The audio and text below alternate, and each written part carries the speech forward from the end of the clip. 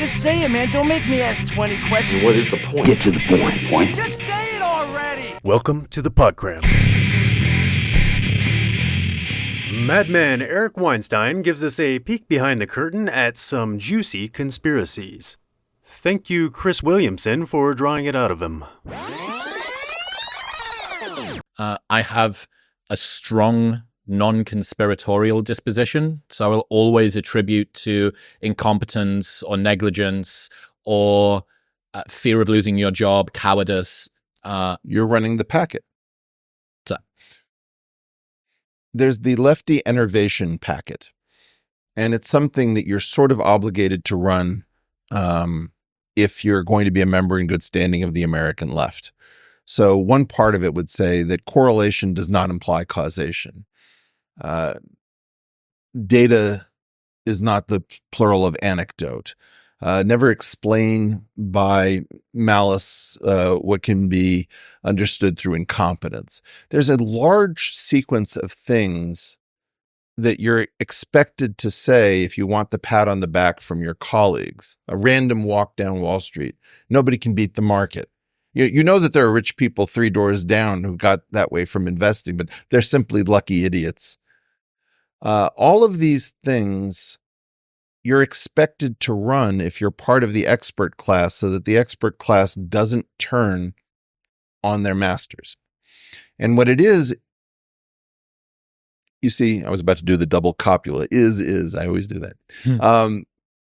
What it is, in my opinion, I'm going to have to do it. I can't get out of it. What it is a collection of safeties so that you don't use the tools of data, let's say, on your masters and attempt to convict them. And so you say, oh, no, that's just correlation does not imply causation. Of course, there are going to be runs in poker. Of course, there are going to be clusters of data. This is what being fooled by randomness is all about. So if you think about what those things, how they function inside of your mind, they tend to keep you from seeking remedies.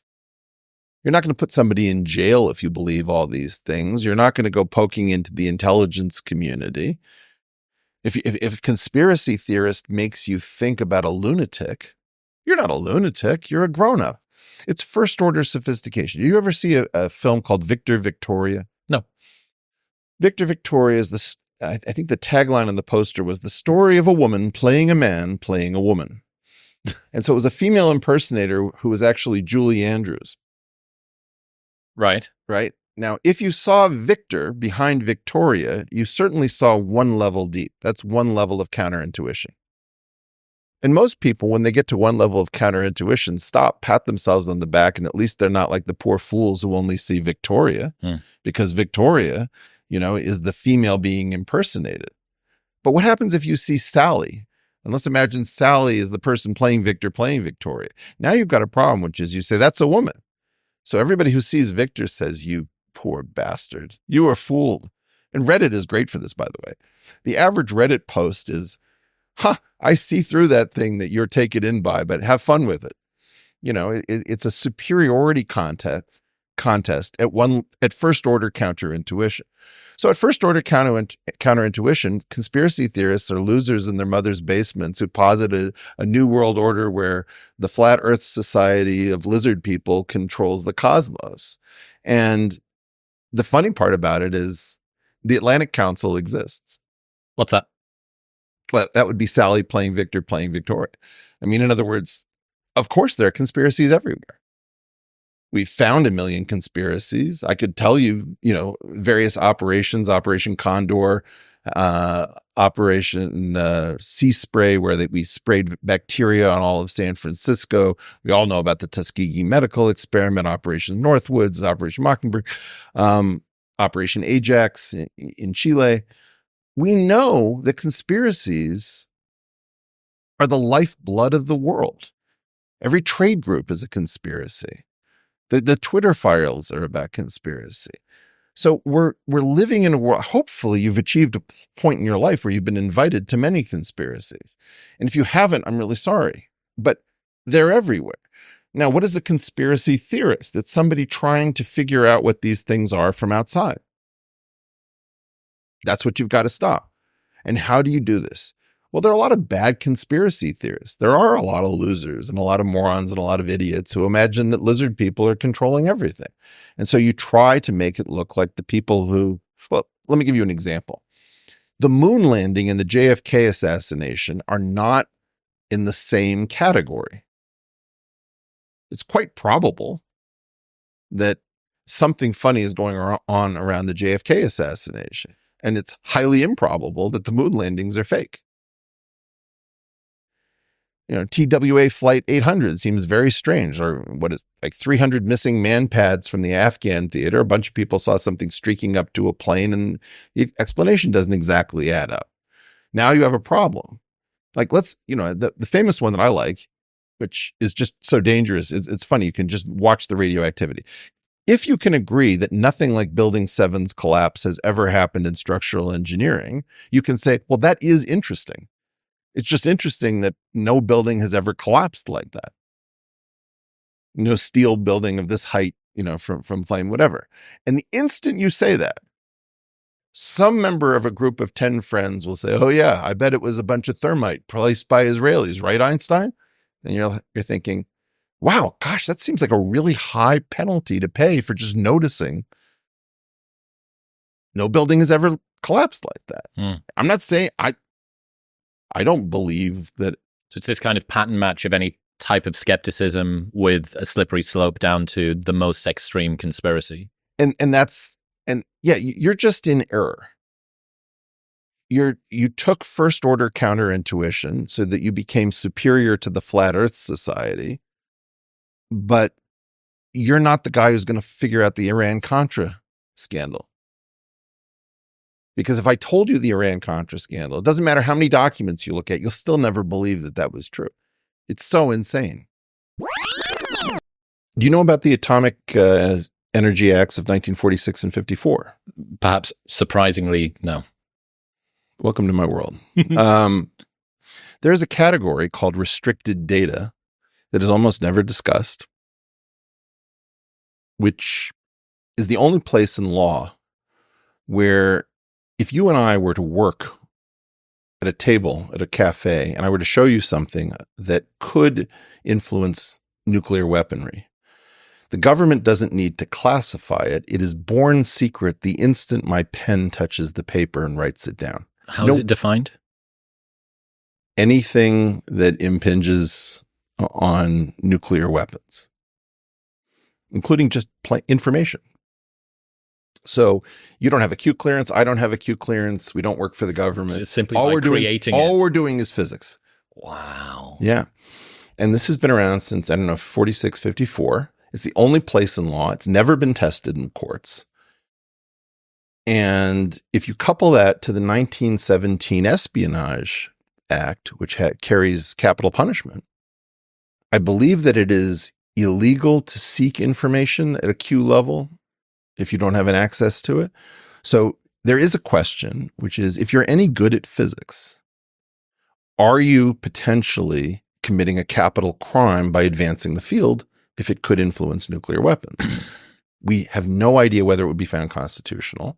But what happened was when the Progressive magazine showed that at least a reporter, through basically archaeology in like Los Alamos Library and things, could find this and put it together, then the only thing keeping the proliferation of weapons is the difficulty of producing fissile nuclear material. There is no nuclear secret per se. I mean, you can say what it is. You've got a chemical sphere that implodes radioactive material that reaches critical mass. You have a fission explosion. And now the problem is you're using a nuclear bomb, like Hiroshima and Nagasaki level bomb, as just the detonator. Trigger, yeah. So it's going to rip apart this casing. How do you keep it from destroying the mechanism that's supposed to do the fusing? Well, the only thing faster than the other particles is light. You've got to use light from this reflector to actually do the fusion in the final stage. Wow. And that's what he figured out. Now, the reason you haven't heard about this is that we've been undoing the Streisand effect. We've been making physics boring. Physics isn't interesting. Physics isn't scary. We've got tons of, Chinese, Iranians, people from all over the world studying irrelevant theories that aren't going to go boom. How did that happen? We don't know. And I don't know whether you've seen the Mark Andreessen and Ben Horowitz video where they're talking about their visit to the White House and AI. Tell me. Well, they met with the White House, and there's this question about, should we regulate AI? Now, I don't know if you undoubtedly you haven't, but you might have talked to somebody who's really been through the transformer architecture and the attention mechanism. It's basically just linear algebra. And it's not very sophisticated linear algebra. So they said, well, you can't ban math. Mm-hmm. And the White House said, oh, yes, we can. We did it. We've banned entire regions of theoretical physics. And they said, oh, what? So we don't know what that means. We don't know. The most narrow reading of that is that you've banned some kinds of nuclear physics. I was going to say, you're the physicist. If you were to make a couple of bets, what do you think that they're talking about? This is the big question. We don't know whether we're talking about the stagnation of theoretical physics or just nuclear physics. You're okay with speculating. Let's speculate. I'll do the decision tree. One possibility is that they're simply saying that they made nuclear physics very, very difficult to do. And that has to do with not very sexy physics, the physics of protons and neutrons and nuclei. So that branch exists. The other branch says we used string theory to cock-block actual progress in theoretical physics and derailed an entire field, at least in public. I can see where this is going. Well, I'm trying to say, I didn't put Mark and Ben up to this podcast. You go take a look at that footage and you tell me what they're talking about. But it draws a very interesting line between what we were talking about last time, which is this seeming theoretical dead end, which everybody has been obsessed by. But before we get to that,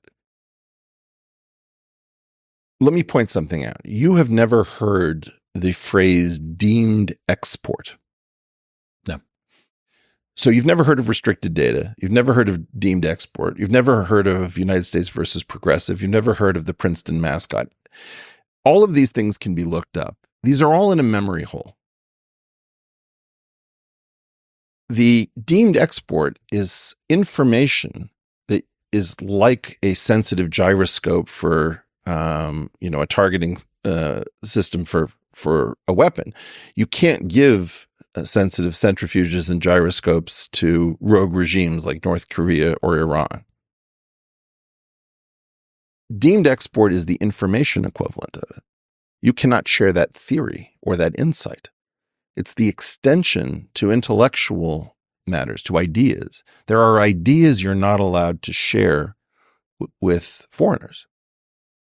And my point is, you don't know about any of this stuff. How is it then that you immediately say, well, surely we're not doing X, surely we're not doing Y? And my point is, do me a favor, research the history of the government attempts to keep the Manhattan Projects secret. Like, you may not know that Harold Urey, the very famous chemist, I believe, published false and misleading academic papers.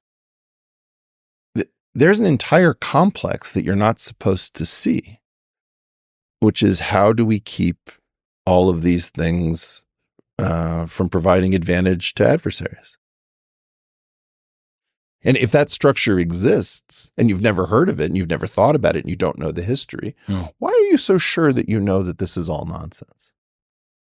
That's a good point. That's a very good point. I think the implication, which is pretty interesting for me, that you were hinting at there, is that there is a potential of the obsession with string theory being a red herring, very tempting, shiny, sparkly red herring, popular one, that has curtailed physicists from looking elsewhere for quite a while. You're giving me that look. You're giving me a look as if I'm close but not close enough. No. When I say shiny, what I mean is popular. shown out front, dangled and made to be glitzy and to the public. But also internally, it seemed to me, did Ed Whitten, did you not tell me the last time that you were on here, there are no other theories, just words? Is that not the guy from which everybody else is downstream? That is not shiny. That is saying everything else is crap and dangerous. In other words, string theory can't sell itself as physics. By any telling of the story, string theory is the most failed theory in the history of physics. If you look at the number of papers, the amount of money, the number of people, the number of PhDs, number of conferences, achievements in physics proper per investment or size of effort, it is the most failed theory in the history of physics. And the way in which it survives is by hunting and destroying its enemies and making its enemies dependent on them. We all have a circuit in our brain that we're going to run to the string theorists to talk about the problem with string theory because of peer review. It's like when I want to report the police department for being corrupt, well, you should go to the police with that. Wait, you're not understanding. So that's the problem. I think we're on the same page. Okay. I think we are. I think I'm just trying to say it's the problem with string theory, not the equations, not the shininess, not the advertising campaign. The problem is look at how they treat everyone else. Everyone who is not a string theorist, who is trying to do stuff that could end up as a deemed export or as restricted data, is covered and splattered in shit. Lawrence Krauss and Leonard Susskind caused quite a ruckus with this not long ago. I didn't know that it had happened. In my defense, I hadn't seen this podcast and it only came out like a few days ago. Absolutely. So this is Lawrence Krauss and Leonard Susskind, Susskind being one of the best theoretical physicists ever. No. No? Why is he somebody worth listening to then? He's very, very smart, and he's one of the most important string theorists ever, and he writes exceptionally clear and correct introductory books. Okay. But he is not a leading physicist. But is somebody at the forefront of string theory? Absolutely. And he said, quote, "I can tell you with absolute certainty, string theory is not the theory of the real world. I can tell you that 100%. My strong feelings are exactly that string theory is definitely not the theory of the real world." So these people, and I want to specifically call out the most aggressive of them, Lubos Model, Michio Kaku, Leonard Susskind, Jeff Harvey, Michael Duff, Andy Strominger, Qumran Vafa, have been on a tear that nothing else exists, destroying 40 years of competitors. What happens next? Oh, that's going to get interesting. You're watching the beginning of the collapse. You're watching people running for the exits. We're not yet at the Lehman Brothers September 15 moment with AIG looming in the background. But right now, all of these guys are trying to plead to, oh, well, it's not string theory proper, we meant. Ha, ha, ha, ha. We meant something related to string theory. Yeah, that's it. You know, it's like that moment comically when somebody is caught red-handed. We're in the middle of Shaggy's It Wasn't Me.